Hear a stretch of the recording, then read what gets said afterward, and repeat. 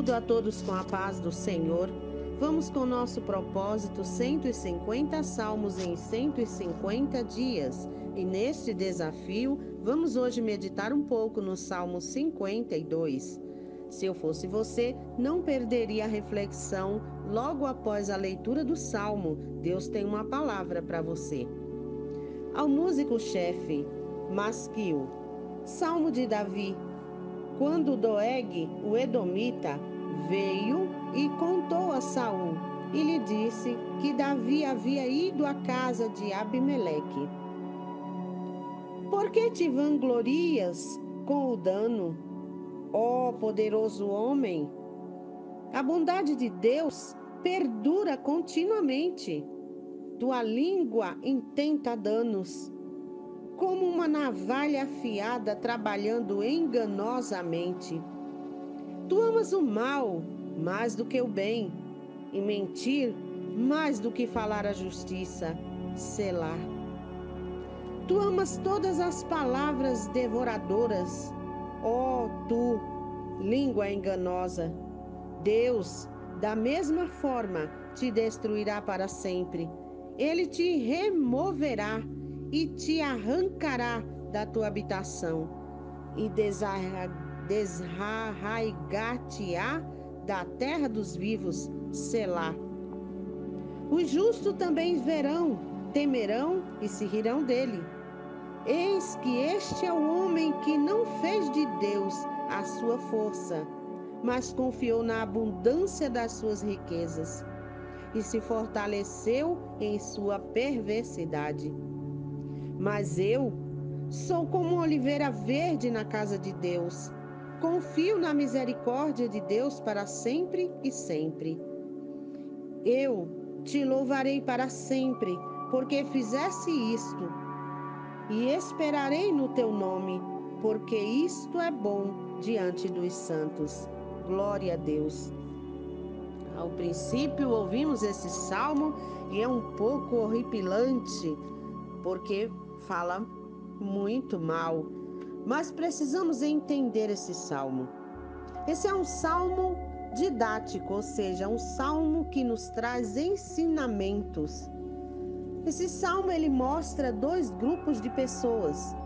Um grupo dos arrogantes, ou seja, dos ímpios. E o que significa os ímpios? São pessoas desumanas que não têm piedade.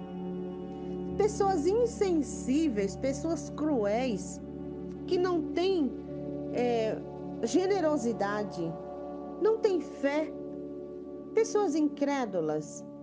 Ou seja, porque aquele que tem fé, aquele que crê em Deus, aquele que procura praticar o bem, que é o outro grupo de pessoas, são os fiéis a Deus.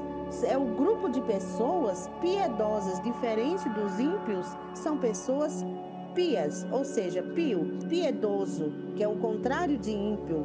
Pessoas caridosas, pessoas benevolentes, tementes a Deus, pessoas que buscam fazer o bem.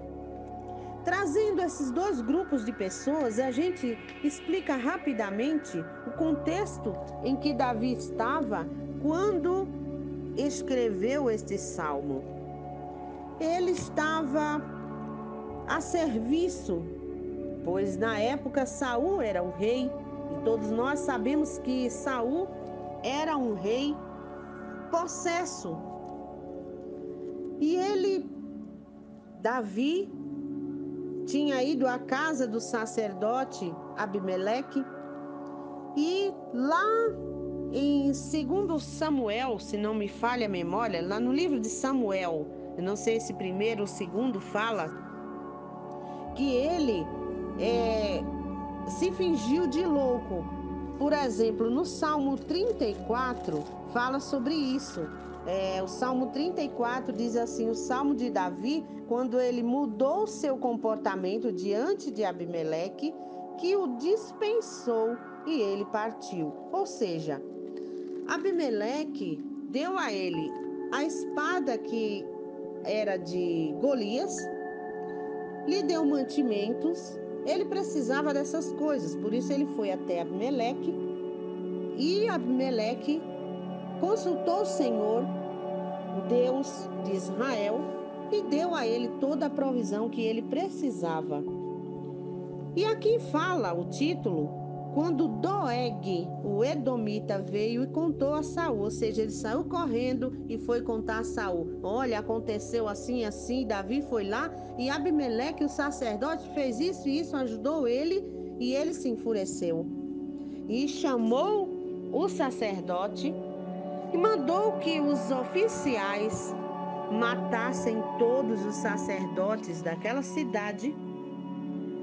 E os oficiais, sabendo que os sacerdotes eram do povo de Deus, eles se recusaram.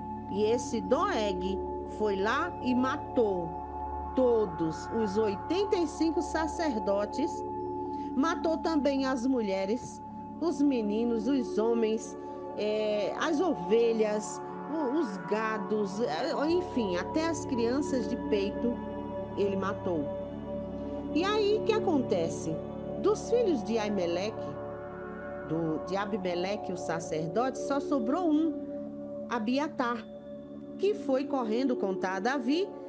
Davi ficou perplexo com a ruindade, com a malignidade de Saul. E assim escondeu também Abiatar, porque disse, assim como procuram a minha vida, vão procurar a tua também. Aí a gente pode lembrar de um outro salmo, Salmo 73, que é um salmo de Asaf, é o que ele fala sobre o problema da prosperidade dos maus. E ele diz que, com efeito, Deus é bom para com Israel, para com os de coração limpo. Mas ele diz, quanto a mim, quase que revelaram os meus pés, ou seja, faltou pouco para eu me desviar, pois eu fiquei com inveja dos arrogantes, ao ver a prosperidade dos perversos. Para eles não há preocupações, o seu corpo é sadio, eles brilham, não partilham da canseira dos mortais. Ou seja, quando olha-se para uma pessoa muito mal e muito poderosa, é como se aquela pessoa fosse intocável, como se aquela pessoa brilhasse tanto e nenhum mal acontecesse a ele, quando na verdade ele só pratica a maldade. E muitas vezes, nos dias de hoje, nós também ficamos estarrecidos, ficamos revoltados ao ver tanta violência, tanta coisa e falta de justiça. Mas aí a gente vê aqui, ó, a pergunta: por que te vanglorias com o dano, ó poderoso homem? A bondade de Deus perdura continuamente. Aí ele começa, tua língua intenta danos, é como uma navalha afiada trabalhando enganosamente. Tu amas o mal mais do que o bem, mentir mais do que falar a justiça. E aí ele diz, Selá, uma pausa para meditar, para refletir nesse contexto. Mas ele continua, tu amas todas as palavras devoradoras, ó tu, língua enganosa. E aí ele vem com as ameaças que Deus vai fazer assim da mesma forma, vai te destruir, vai te remover, vai te arrancar da tua habitação, vai desarraigar-te da terra dos vivos, aí selar novamente, uma pausa para meditar.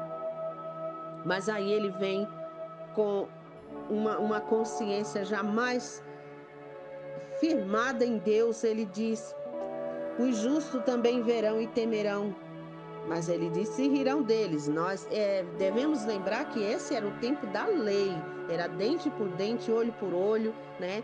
Então, não é essa época de hoje. Hoje Jesus veio para nos ensinar diferente. Não devemos buscar vingança, não devemos rir da derrota de ninguém. Então, os tempos hoje são outros. E essa parte de baixo é a que a gente vai ficar com ela para meditar, para mastigar, para ruminar, para guardar dentro do nosso coração. E aí ele diz assim: eis que esse homem não faz de Deus a sua força. Então, ao contrário, nós buscamos fazer de Deus a nossa força. Aí ele vem falando aqui no verso 8: mas eu sou como uma oliveira verde na casa de Deus. Confio na misericórdia de Deus para sempre e sempre. Eu te louvarei para sempre, porque fizeste isso, esperarei no teu nome, porque isto é bom diante dos santos, né? Então a gente começa nessa parte aqui, porque é a parte boa para a gente. A gente pensa que lá em Romanos 3, do 10 ao 19, diz que não há um justo sequer, todos são maus, não tem um. Mas Jesus ele veio para nos trazer a libertação, para trazer a transformação através do evangelho. E como a gente falou dos dois grupos, a gente fala agora do grupo dos fiéis, das pessoas benevolentes, das pessoas que são transformadas a partir do Evangelho, a partir de reconhecer a soberania de Deus, o amor de Deus e entregar-se completamente para uma vida de mudança, para uma vida de vigor, uma vida proveitosa. Aí ele diz: eu sou como oliveira verde na casa de Deus. O que significa isso?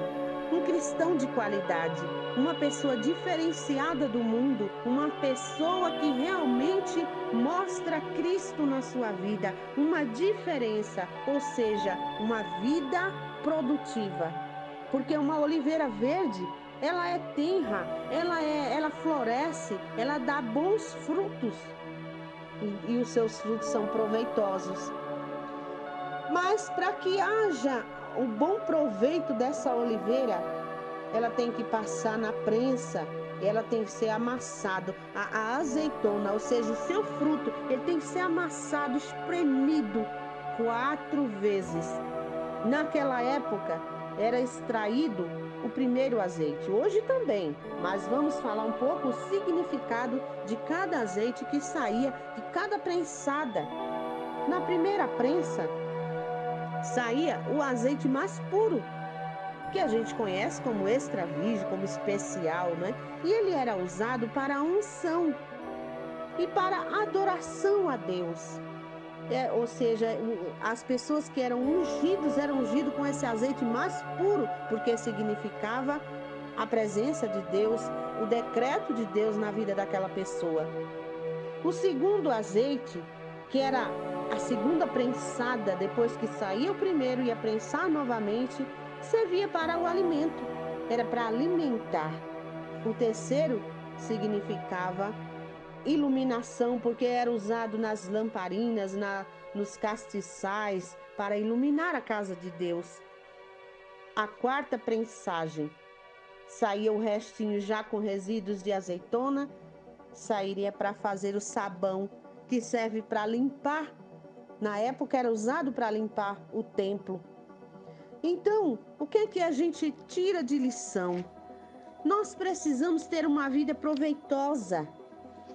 O apóstolo Paulo, ele disse que ele se gloriava nas tribulações, porque as tribulações significando aqui a prensa, é imprensagem, né, que nós passamos com sofrimento, servia para alguma coisa, porque o apóstolo Paulo diz que ele produz paciência, produz calma, produz bons frutos.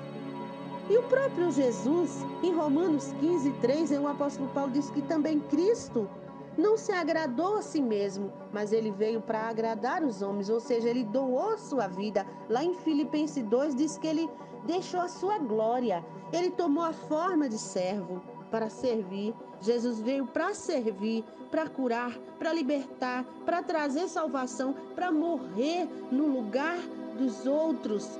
Que exemplo! Então nós precisamos tomar esse exemplo. É fácil? Não é. Mas Deus é aquele que nos ajuda. E Jesus, quando subiu, deixou o Espírito Santo para nos auxiliar. Então nós podemos tirar a lição desse salmo, que precisamos ter uma vida pautada na vontade de Deus, na justiça, na verdade, na bondade, na generosidade, para que possamos ser usados como instrumentos por Deus. Uma grande lição é a submissão a Deus, é saber que Deus está acima de tudo, que Ele está no controle de tudo.